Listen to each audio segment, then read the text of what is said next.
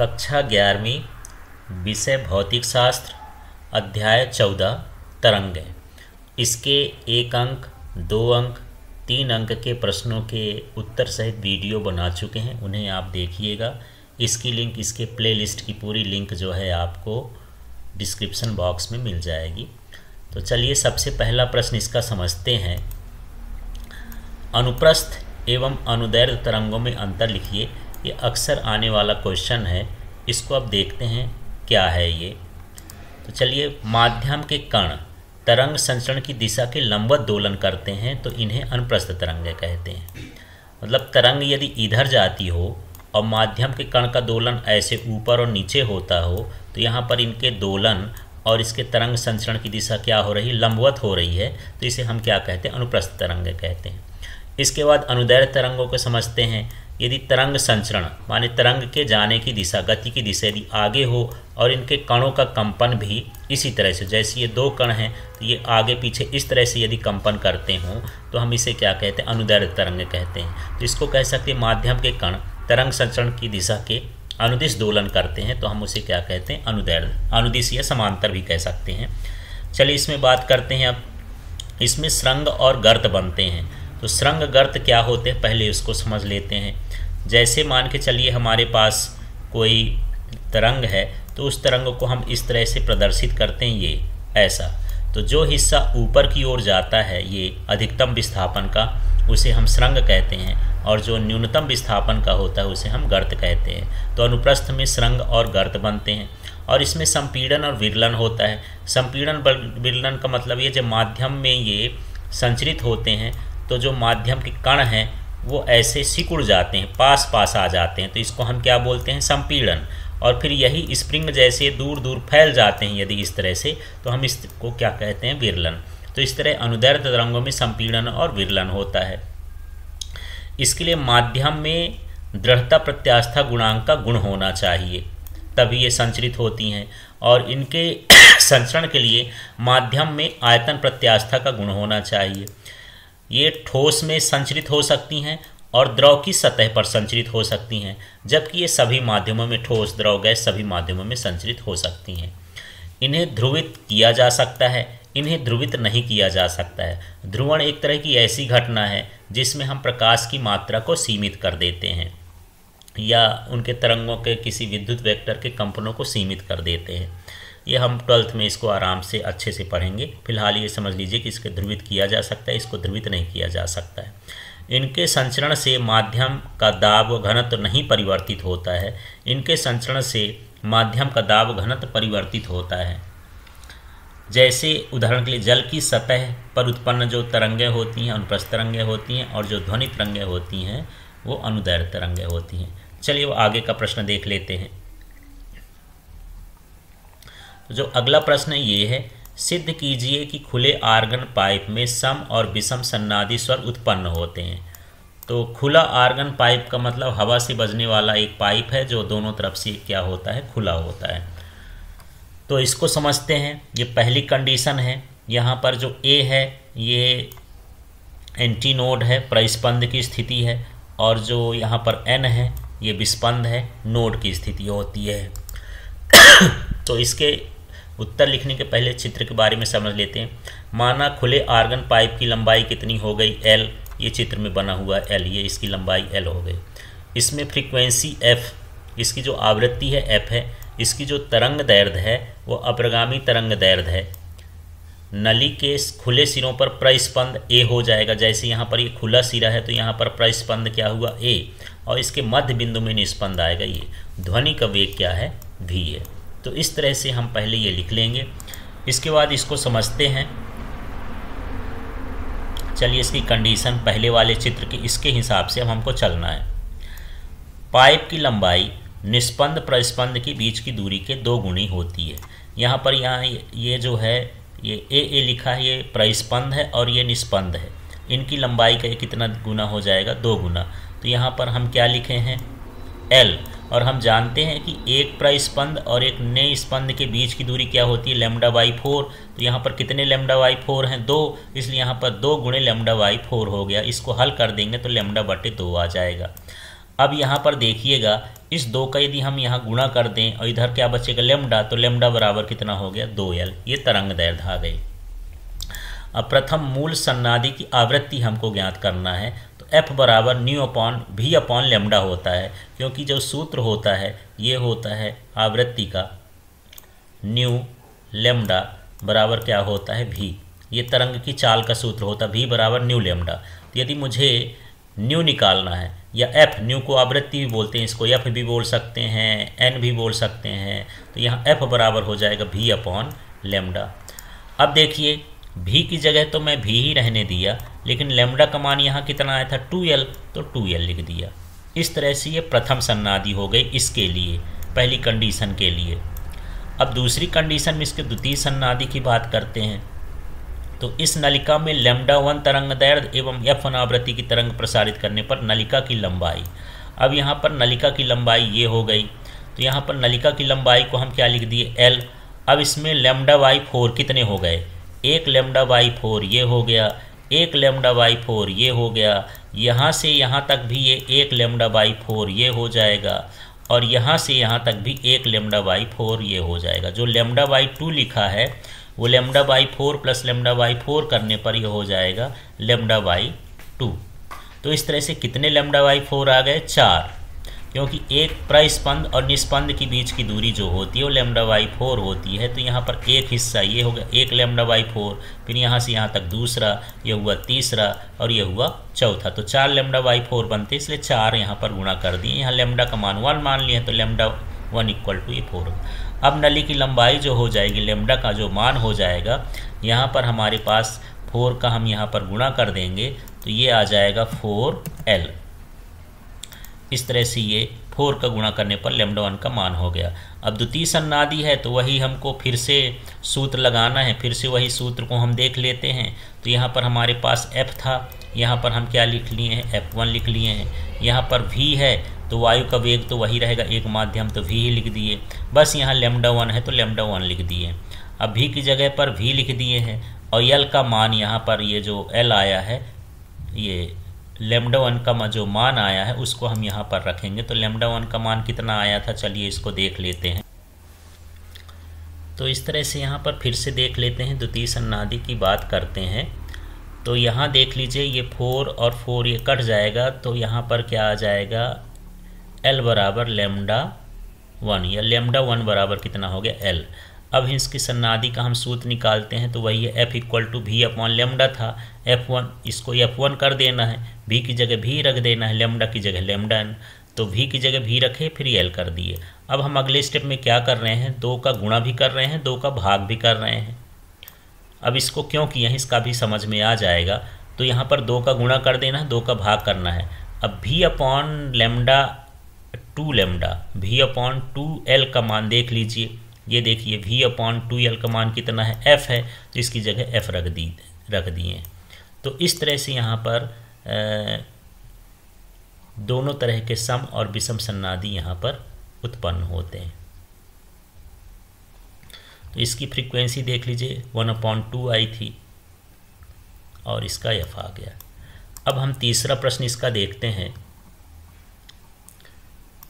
सिद्ध कीजिए कि बंद आर्गन पाइप में केवल विषम सन्नादि स्वर उत्पन्न होते हैं। तो सबसे पहले मान लेते हैं ना, बंद आर्गन पाइप की लंबाई L हो गई, इसकी फ्रीक्वेंसी F हो गई आवृत्ति, इसमें तरंग दैर्ध्य लैम्डा हो गई, और इसमें अप्रगामी तरंगें प्रसारित होती हैं। नली के खुले सिरों पर क्या बनेगा, प्रस्पंद एंटीनोड बनेगा, और बीच में क्या बनेगा, निस्पंद नोड बनेगा, ध्वनि का वेग भी है। इस तरह से जो ऊपर शब्द है वही है, लेकिन यहाँ पर देखना है कि यहाँ पर ये कौन सा आर्गन पाइप है, बंद। पिछली बार जो आर्गन पाइप था तो वो खुला था। अब यहाँ पर मान लेते हैं हमारे पास इतनी ही नली की लंबाई है, इतनी, एक निस्पंद बन गया है और एक क्या बन गया है, प्रस्पंद। और निस्पंद प्रस्पंद के बीच की दूरी क्या होती है, λ/4। तो ये पहली तरंग है, λ1/4 हो जाएगा, फिर यहाँ λ2 λ3, इस तरह से हम अलग अलग कर लेंगे। तो चलिए पहला इसमें देखते हैं, पाइप की लंबाई निस्पंद प्रस्पंद के बीच की दूरी की λ/4 होती है। देख लीजिए यहाँ पर L लिखा है, इसकी लंबाई किसके बराबर है, λ/4 के, तो यही लिख दिए हैं, L बराबर λ/4, 4 का इधर गुणा कर दिए तो कितना आ गया, 4L हो गया है। अब आगे वाला देखते हैं, इसका हिस्सा आगे देखते हैं। प्रथम सन्नादि निकालना है तो F equal to V upon lambda है, तो यहाँ पर ये वी लिख दिए, लेमडा का मान 4L आया तो 4L लिख दिए। इस तरह से हमको प्रथम सन्नादि मिल गया, पहली फ्रीक्वेंसी मिल गई। इसके बाद हम इसके दूसरे भाग में पहुँचते हैं। तो इस नलिका में λ1 तरंग दैर्ध्य हो और F1 आवृत्ति को प्रसारित करें तो नलिका की लंबाई कितनी हो जाएगी, तो देख लेते हैं इसमें कितने λ/4 हो जाएंगे। तो ये निस्पंद और प्रस्पंद के बीच की दूरी यहाँ पर देखते हैं, इस कंडीशन में पहुँच जाते हैं। चित्र इसका फिर से देख लेते हैं, ये इसको देखिए। तो यहाँ पर यहाँ से लेकर के निस्पंद से इसकी दूरी λ/4 होती है, फिर यहाँ भी λ/4 हो गया, फिर यहाँ भी λ/4 हो गया। तो कितने λ/4 हो गए? 3। इसलिए यहाँ पर 3 λ/4 यहाँ पर हम लिख देंगे। तो चलिए यहाँ पर देखते हैं, यहाँ पर जो नली की लंबाई है वो हो गई L और वो 3 λ/4 के बराबर है। तो 3 λ1/4 ये हम लिख दिए। इसके बाद यदि हमको λ1 निकालना है तो 4 का गुणा इधर कर दिए, 3 बटे में आ जाएगा, तो ये 4/3L हो गया। अब हमको निकालना है द्वितीय सन्नादि, तो ये आवृत्ति का सूत्र ही होता है वेग बटे तरंग दैर्ध्य। तो यहाँ वेग का मान कितना है, यहाँ पर वेग का मान भी रहेगा और λ1 का मान क्या रहेगा 4/3। तो इसे 4/3 रखेंगे तो ये ऊपर चला जाएगा। इसको ऐसा समझ लीजिए कि ये आवृत्ति का जो मान होता है वो होता है वेग बटे तरंग दैर्ध्य। तो इस कंडीशन में v बटे λ1 हो गया। अब v का मान कितना है, v रख दिए, और λ1 का मान जो यहाँ से दिया है ये 4/3L, तो ये हम कर देंगे 4/3L। अब इसमें 3 को ऊपर भेज देंगे तो ये हो जाएगा 3/4 और ये हो जाएगा v/L। तो इस तरह से यहाँ पर 3/4 v/L कर दिए हैं। अब आगे के स्टेप में हम ऐसा भी लिख सकते हैं, 3 और गुणे कर दें v/4L। तो इस तरह से यहाँ पर ये v/4L आ गया। इसको देखना है अब आपको। तो चलिए अब समझते हैं। तो यहाँ पर थोड़ा सा हम ऊपर चलते हैं, जो स्टेप अभी डिराइव किए थे। यहाँ पर देखिएगा ये v/4L का मान क्या है, f। यहाँ भी v/4L है। यदि हम इसको दोनों को कंपेयर करेंगे तो 3 की जगह 3 उतार दिए हैं और जो v/4L का मान है वो कितना है, f है, तो यहाँ पर f रख दिए हैं। तो यहाँ पर केवल कैसे सन्नादि उत्पन्न हो रहे हैं, ये विषम सन्नादि उत्पन्न होते हैं इसमें केवल। चलिए अब अगला प्रश्न देख लेते हैं। इसमें चौथा प्रश्न है, तरंग गति किसे कहते हैं, इसके गुण लिखिए। तो विक्षोभों का प्रतिरूप जो बिना वास्तविक द्रव्य प्रवाह के स्थानांतरित होता है उसे तरंग गति कहते हैं। यह कह सकते हैं कि ऊर्जा का स्थानांतरण एक स्थान से दूसरे स्थान तक हो लेकिन द्रव्य का स्थानांतरण ना हो, इसे तरंग गति कहते हैं। जैसा आपको कहना हो, यहाँ विक्षोभ का प्रतिरूप भी कह सकते हैं और ऊर्जा का स्थानांतरण भी कह सकते हैं। तो ऊर्जा का स्थानांतरण या विक्षोभों का प्रतिरूप का स्थानांतरण तो होता है लेकिन द्रव्य प्रवाह का स्थानांतरण नहीं होता, इसे तरंग गति कहते हैं। अब तरंग गति के गुण को समझते हैं। यह विक्षोभ का प्रतिरूप है जो एक समान गति से बिना द्रव्य प्रवाह के माध्यम में स्थानांतरित होता है। द्रव्य प्रवाह माने पदार्थ का स्थानांतरण नहीं होता, सिर्फ उसमें कंपन होता है, लेकिन विक्षोभ का स्थानांतरण होता है। फिर दूसरा है, माध्यम के सभी कण माध्य स्थिति के परितः बिना आगे बढ़े दोलन करते हैं। तो जो माध्यम के कण होते हैं वो दोलन तो करते हैं लेकिन आगे की ओर नहीं बढ़ते हैं। इसके बाद तीसरा बिंदु देखते हैं, माध्यम में प्रत्यास्था और जड़त्व का गुण होना चाहिए। अलग अलग स्थिति पर कणों का वेग कैसा होता है, अलग अलग होता है। माध्यम में वेग कैसा होता है, नियत होता है। ये ऊर्जा और संवेग का स्थानांतरण करते हैं। यह युग्मित दोलन का समूह होता है। इस तरह से तरंग गति की विशेषताएं होती हैं। अगला प्रश्न हम देख लेते हैं, 5 नंबर का जो 5वां प्रश्न है, व्यतिकरण तथा विस्पंद में अंतर लिखिए। तो व्यतिकरण विस्पंद में क्या अंतर है? प्रत्येक बिंदु पर कलांतर इसमें नियत होता है, इसमें कलांतर परिवर्तित होता है, इसमें आवृत्तियां समान होती हैं, इनमें आवृत्तियों में थोड़ा अंतर होता है। प्रत्येक बिंदु पर आयाम समान होता है, आयाम परिवर्तित होता है। प्रत्येक बिंदु पर तीव्रता समान होती है, तीव्रता परिवर्तित होती है। तो इस तरह से इसमें सब कुछ समान समान है और उसी में इसमें क्या लिख देना है, परिवर्तित परिवर्तित लिख देना है। चलिए इसका अगला वाला 6वां प्रश्न देख लेते हैं। यांत्रिक तरंगों एवं विद्युत चुंबकीय तरंगों में अंतर लिखना है। तो ये तरंगें माध्यम में विक्षोभ के कारण उत्पन्न होती हैं, अर्थात यांत्रिक तरंगें माध्यम में ही उत्पन्न होती हैं विद्युत चुम्बकीय तरंगें, ये तरंगें विद्युत क्षेत्र और चुंबकीय क्षेत्र के परस्पर लंबवत दोलनों के कारण उत्पन्न होती हैं। तो इसमें जब विद्युत क्षेत्र और चुंबकीय क्षेत्र के लंबवत दोलन होते हैं तब ये तरंगें उत्पन्न होती हैं और माध्यम में विक्षोभ होता है तो यांत्रिक तरंगें उत्पन्न होती हैं। इनके संचरण के लिए या इनके चलने के लिए माध्यम की आवश्यकता होती है, इनके लिए माध्यम की आवश्यकता नहीं होती है। ये निर्वात में भी गमन कर सकती हैं और ये निर्वात में गमन नहीं कर सकती हैं यांत्रिक तरंगें, क्योंकि इनको माध्यम की आवश्यकता होती है और ये निर्वात में भी गमन कर सकती हैं। इनका वेग कम होता है अपेक्षाकृत और इनका वेग बहुत अधिक होता है। माध्यम में जड़त्व एवं प्रत्यास्था का गुण होना चाहिए, इसके लिए माध्यम की आवश्यकता ही नहीं होती है। ये अनुप्रस्थ और अनुदैर्ध्य हो सकती हैं। ये केवल अनुप्रस्थ तरंगें होती हैं, जैसे ध्वनि तरंगें, तार की तरंगें, जल में उत्पन्न तरंगें, इसमें प्रकाश तरंगें, एक्स किरणें, गामा किरणें, ये सभी क्या होती हैं? विद्युत चुम्बकीय तरंगें होती हैं। चलिए अब आगे का इसका अगला अंतर देख लेते हैं। तो 7वां प्रश्न है, ध्वनि तरंग और प्रकाश तरंग में अंतर लिखिए। तो माध्यम के कण तरंग संचरण की दिशा के अनुदिश दोलन करते हैं तो इसे ध्वनि तरंगे कहते हैं, माने अनुदैर्ध्य की परिभाषा लिख देना है। इसमें विद्युत क्षेत्र और चुंबकीय क्षेत्र के परस्पर लंबवत दोलनों के कारण प्रकाश तरंगें उत्पन्न होती, माने ये विद्युत चुम्बकीय तरंगों की बात हम करते हैं। इनके संचरण के लिए माध्यम की आवश्यकता होती है, इनके संचरण के लिए माध्यम की आवश्यकता नहीं होती। ये निर्वात में गमन नहीं कर सकती, निर्वात में भी गमन कर सकती हैं। इनका वेग कम होता है, इनका वेग अधिक होता है। माध्यम में जड़त्व और प्रत्यास्था का गुण होना चाहिए, ये अनुदैर्ध्य होती हैं और ये अनुप्रस्थ होती हैं। तो इस तरह से जो ऊपर का अंतर हम निकाले हैं यांत्रिक तरंगों और विद्युत चुम्बकीय तरंगों में, पूरा अंतर वही है। तो ध्वनि तरंगें जो होती हैं एक तरह की यांत्रिक तरंगें हैं, जो प्रकाश तरंगें हैं वो एक तरह की विद्युत चुम्बकीय तरंगें हैं, उन्हीं का तो अंतर लिखना है। तो सारे पॉइंट एक जैसे हैं, केवल ऊपर का पॉइंट भरा हमको थोड़ा हल्का चेंज करना है उनकी परिभाषा को लेकर के। अब 8वां प्रश्न हम इसमें देखते हैं, प्रगामी तरंग तथा अप्रगामी तरंग में अंतर आ गया। तो ये इंपॉर्टेंट क्वेश्चन, इसको देखिएगा। ये तरंगें निश्चित वेग से आगे की ओर बढ़ती रहती हैं। ये तरंगें निश्चित परिसीमाओं के बीच अपने ही स्थान पर बनी रहती हैं। ये ऊर्जा का स्थानांतरण करती हैं, ऊर्जा का स्थानांतरण नहीं करती हैं। ये तरंगें किसी भी स्थिति में माध्यम के कण के एक साथ माध्य स्थिति में नहीं होते हैं। ये तरंगें एक आवर्तकाल में 2 बार माध्यम के सभी कण एक साथ मध्यमान में होते हैं। ये तरंगें सीधे स्रोत से निकलती हैं, अध्यारोपण नहीं बनाती हैं। और ये जब समान आवृत्ति और समान आयाम की 2 तरंगें विपरीत दिशा में गति करती हैं तो अध्यारोपित होती हैं, तब ये तरंगें बनती हैं। तो ये तरंगें माध्यम में विक्षोभ के कारण उत्पन्न होती हैं और आगे बढ़ती रहती हैं। ये जो है अध्यारोपण के कारण उत्पन्न होती हैं। इसके बाद इसका 8वां प्रश्न देख लेते हैं। 8वां प्रश्न क्या है? तो ये 2 तरह का प्रश्न पूछता है। 8वां प्रश्न को समझते हैं। सिद्ध कीजिए कि एक तनी हुई डोरी में सम तथा विषम दोनों प्रकार के सन्नादि उत्पन्न किए जा सकते हैं, अथवा तनी हुई डोरी के कंपनों के लिए सिद्ध कीजिए 1:2:3 अनुपात ये आवृत्तियों का अनुपात होता है। ये हमको सिद्ध करना है। तो चलिए इसकी प्रसामान्य विधा भी यहाँ पर प्रश्न पूछ देता है कि प्रसामान्य विधा किसे कहते हैं। हालांकि इसकी परिभाषा की यहाँ ज़रूरत नहीं है, प्रश्न तो पूछा नहीं है। तो प्रसामान्य विधा या नॉर्मल मोड्स, 2 सीमाओं में परिबद्ध आवृत्ति को प्रसामान्य विधा कहते हैं।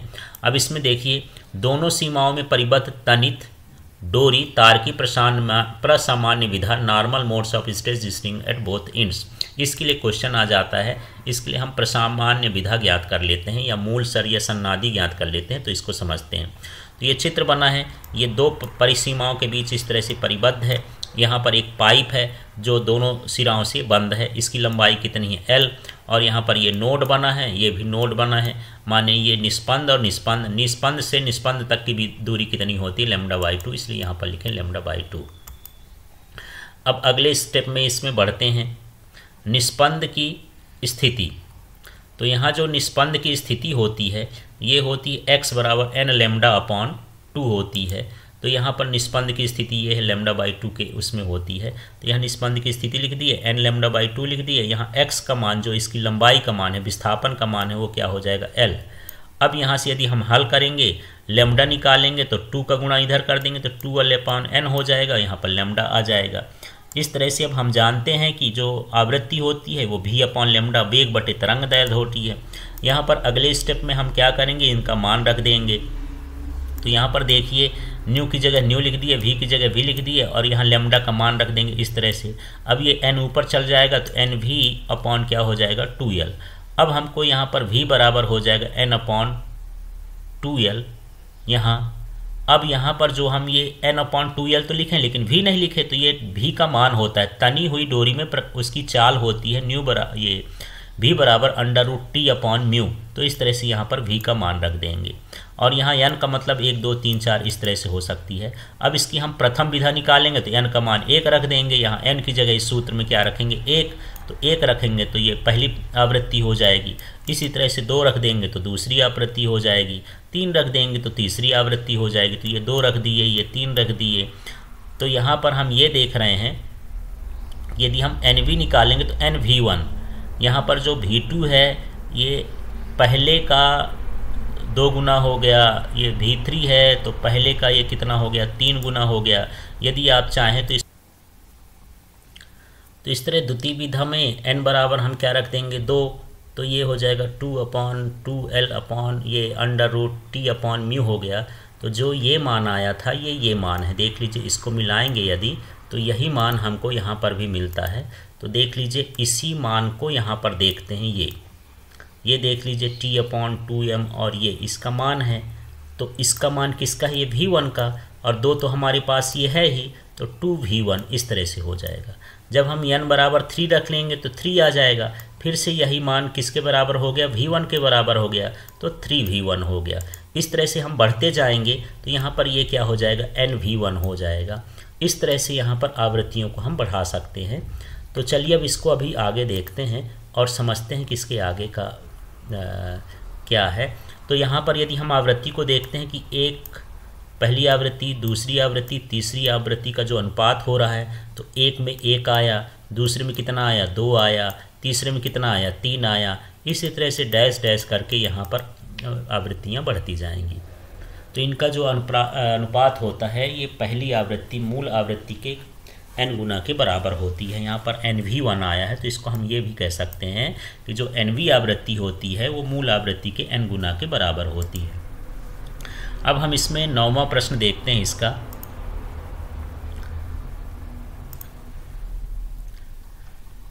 नौवां प्रश्न है अप्रगामी तरंगें किसे कहते हैं, इसकी शर्तें लिखिए, इसके विस्थापन का समीकरण स्थापित करिए तथा निस्पंदों प्रस्पंदों की स्थिति ज्ञात कीजिए। तो सबसे पहले अप्रगामी तरंगें स्टैंडिंग वेव समझते हैं। जब समान आयाम एवं आवृत्ति की 2 तरंगें विपरीत दिशा में चलकर अध्यारोपित होती हों तथा 2 सीमाओं के बीच परिबद्ध होती हों तो परिणामी तरंग अप्रगामी तरंग कहलाती है। तो यहाँ पर समझना है कि आयाम कितना होना चाहिए समान, आवृत्ति भी कैसी होनी चाहिए समान।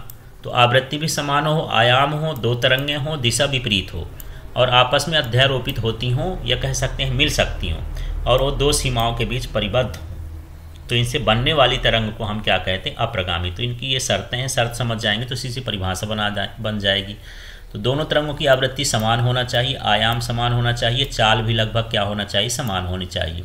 दोनों तरंगें विपरीत दिशा में चलकर क्या होने चाहिए अध्यारोपित होना चाहिए। तो ये शर्त है, इसी के हिसाब से क्या बनती हैं अप्रगामी तरंगें बनती हैं।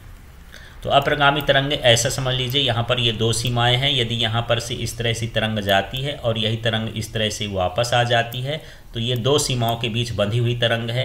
तो एक बार ये तरंग जा रही है, एक बार इसी तरह से विपरीत दिशा में आ रही है, तो ये जब वापस में मिलती है तो इसको अध्यारोपण कहते हैं। लेकिन इन तरंगों का आयाम समान होना चाहिए, आवृत्ति समान होना चाहिए, दिशा विपरीत होनी चाहिए और अध्यारोपित होना चाहिए। तो इन तरंगों को अप्रगामी तरंगें कहते हैं।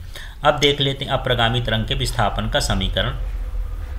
तो सबसे पहले यहाँ पर उदाहरण भी है, दोनों सिरों पर बंधी हुई डोरी, बंद पाइप में वायु का स्तंभ और आपतित परावर्तित तरंगों के बीच अध्यारोपण होता है तो अप्रगामी तरंगें बन जाती हैं। तो यहाँ पर इस तरह से एक पाइप हो, इसके अंदर यदि हवा भरी है और दोनों तरफ से ये पैक हो और इस पर यदि तरंगें जाती हैं, यहाँ से यहाँ लौट करके आती हैं तो अप्रगामी तरंगें बनती हैं। और अप्रगामी तरंग के लिए समझना है, जहाँ पर विस्थापन का मान 0 हो जाता है उसको नोड बोलते हैं, माने निस्पंद, और जहाँ पर ये कुछ अधिक होता है उसको क्या बोलते हैं एंटी नोड बोलते हैं। तो इस तरह से यहाँ पर बनती है। चलिए अब हम यहाँ पर इसके शब्द बनाते हैं। माना कोई तरंग x दिशा में गति करती है, जिनका आयाम समान है, तरंग दैर्घ्य भी समान है और एक दिशा में परावर्तित होकर के मिलती हैं, केवल कालांतर में अंतर होता है। तो x दिशा में आपतित तरंग के विस्थापन का समीकरण देख लेते हैं। तो y1 बराबर हो गया a sin के एक्स माइनस ओमेगा टी। ये जो प्रगामी तरंग के विस्थापन का समीकरण है वहाँ से ये समीकरण हम निकाल लिए हैं। तो पहली तरंग का समीकरण ये हो गया। अब इसी के विपरीत दिशा का समीकरण है तो यहाँ माइनस की जगह सिर्फ क्या लग जाएगा प्लस, क्योंकि जो प्रगामी तरंग होती हैं परावर्तन से बनती हैं। जैसे ये दो सिरे हो गए तो एक तरंग ऐसे ऐसे जाएगी तो दूसरी तरंग, यहाँ से मैं दूसरा कलर ले लेता हूँ तब आपको समझ में आ जाएगा। यहाँ दूसरी तरंग इस तरह से लौट करके आती है, परावर्तित होके आती है। तो यहाँ पर एक बार हम इसमें कौन सा चिन्ह ले लिए हैं माइनस का, एक बार इसमें प्लस का ले लिए। बाकी सारी चीज़ें वही हैं क्योंकि केवल इसमें दिशा का अंतर है, उसका आयाम समान है, आवृत्ति समान है, वेग समान है, तरंग दैर्घ्य समान है, सब कुछ समान है, केवल दिशा विपरीत है। अब अध्यारोपण का सिद्धांत इसमें लगाते हैं। तो अध्यारोपण के सिद्धांत से देख लेते हैं कि हम दोनों तरंगों के विस्थापनों को जोड़ देंगे तो y बराबर हो जाएगा y1 प्लस y2। अब ये जो y1 है तो y1 का मान, ये वाला मान उठा करके हम यहाँ पर रख दिए हैं, देख लीजिए ये वो पूरा का पूरा y1 का मान हो गया। फिर प्लस लगाए, फिर ये y2 का मान उठा करके हमको यहाँ रख देना, ये y2 का मान हो गया। इस तरह से दोनों मान को रख दिए हैं। अब मान रखने के बाद यहाँ पर हम सूत्र लगाएं इस समीकरण में, देख लीजिएगा। इस समीकरण में जो सूत्र है साइन ए प्लस साइन बी का जो सूत्र होता है 2 साइन ए प्लस बी अपॉन 2 और cos A minus B upon 2 होता है। तो इस सूत्र में हम क्या करेंगे, ये जो ये वाला हिस्सा है कोण में, इसको क्या मान लेते हैं ए, और ये जो ये वाला हिस्सा है ये क्या होता है बी। अब इसमें मान रख के देखते हैं, चलिए समझते हैं सूत्र में कैसा कैसा मान रखेंगे। तो सूत्र में क्या है 2, तो ये हम 2 रख दिए। ए तो हमारे पास पहले से है तो ए को ऐसे उतार देना है। इसका हम सूत्र बना रहे हैं इतने का, इसमें ध्यान रखना है। इसमें भी ये वाला कोण क्या है ए और इस कोण को क्या मानना है बी। अब आगे चलते हैं, ये साइन लिखा है तो ये साइन भी उतार दिए। इसके बाद यहाँ पर ए लिखा है तो ये पूरा का पूरा मान ए का है। फिर प्लस लगा है तो प्लस लगा दिए, पूरा का मान बी है और बटे में 2 है तो 2 लिख दिए। फिर आगे बढ़ते हैं, ये कॉस है तो कॉस उतार दिए। फिर यहाँ पर ए है तो ए का ये पूरा मान जो ये वाला मान है ये कोण का ये उतार दिए हैं, और माइनस लगा है तो माइनस, और एक इसका मान उतार दिए हैं, बी का मान उतार दिए हैं। अब इसको हल करके देखते हैं तो यहाँ पर हम देखेंगे कि जो ओमेगा टी है ओमेगा टी से कट जाएगा तो यहाँ क्या हो जाएगा 2kx, और 2kx को हम यदि 2 से डिवाइड करेंगे तो सिर्फ क्या बचेगा kx। इस तरह से सिर्फ यहाँ kx लिख दिए हैं, डायरेक्ट लिखा हुआ है। यहाँ पर देखिएगा यदि हम इसका माइनस खोलेंगे तो ये वाला हो जाएगा माइनस और ये वाला क्या हो जाएगा प्लस। तो यहाँ पर हम देख रहे हैं ये माइनस kx है, एक प्लस kx है, तो यहाँ पर ये kx और kx क्या हो जाएगा कट जाएगा। इसके बाद यहाँ पर जो ओमेगा टी और ओमेगा टी बचा है जुड़ जाएगा तो 2 ओमेगा टी हो जाएगा। 2 ओमेगा टी यहाँ पर जब बनेगा तो ये प्लस का यहाँ पर क्या हो जाएगा माइनस हो जाएगा, तो माइनस ओमेगा टी और माइनस ओमेगा टी, तो ये हो जाएगा -2 ओमेगा टी अपॉन में क्या हो जाएगा 2, तो 2 कट जाएगा तो माइनस ओमेगा टी बचेगा, और कॉस माइनस में भी होता है तो वो प्लस में हो जाएगा, तो कॉस ओमेगा टी। इस तरह से यहाँ पर हमको लिखना है। अब इसमें हम क्या देख रहे हैं इस समीकरण में, इस समीकरण में जो ये विस्थापन का समीकरण आया ये वाला समीकरण, इस समीकरण में 2 हिस्से हैं। ये वाला जो हिस्सा है ये इसके आयाम को बताता है। तो यहाँ पर आयाम का मान कितना हो गया 2a sin kx, और जो cos ओमेगा टी है ये कलांतर को ही बता रहा हूँ ओमेगा टी, तो ओमेगा टी के साथ तो कुछ नहीं आया, ना फाई आया ना kx आया, कुछ नहीं आया, माने तरंगों के बीच का कलांतर क्या हो जाता है 0 हो जाता है। तो अप्रगामी तरंगों में तरंगों के बीच का कलांतर 0 होता है और जो इसका आयाम होता है वो 2a sin kx होता है। अब हम बात करते हैं कि हमको बताना है कि निस्पंद कहाँ बनेंगे, प्रतिस्पंद कहाँ बनेंगे। तो जिन बिंदुओं पर परिणामी आयाम 0 होता है उन्हें निस्पंद कहते हैं, और 2 क्रमिक निस्पंदों के बीच की दूरी क्या होती है λ/2 होती है। तो अब परिणामी विस्थापन 0 होना चाहिए। इसके लिए शर्त क्या है कि ये जो आयाम आया है sin kx, इसका मान कितना होना चाहिए 0 होना चाहिए। इसलिए sin kx बराबर क्या लिखें 0, क्योंकि इसका आयाम कितना होना चाहिए 0, तो 0 होने के लिए साइन का कोण भी कितना होना चाहिए 0। तो 0 कब होता है साइन का कोण, जब वो पाई का गुणक हो, माने 180 अंश हो, 360 अंश हो, 0 डिग्री हो, ऐसे करके हम इसको लिख सकते हैं n पाई।